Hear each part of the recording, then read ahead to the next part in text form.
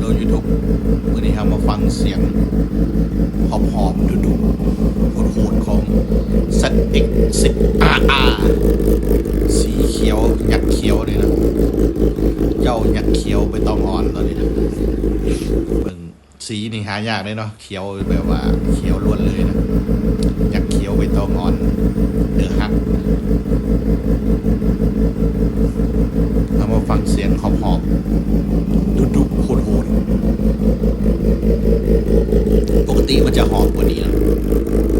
บางมือก็บอกหอมหลายแต่ว่าเวลาเขาขี่ไปนี่เป้าเสียงเดินเป้านี่ก็หึมลั่นบ้านพวกนี้เสียงหอมฟังเอาเป้ารับรองว่ากลายเป็นอะไรในคนแนมนะเสียงในคนก็หึมเจ้ายักษ์เขียวZX10RR ปี 2017-18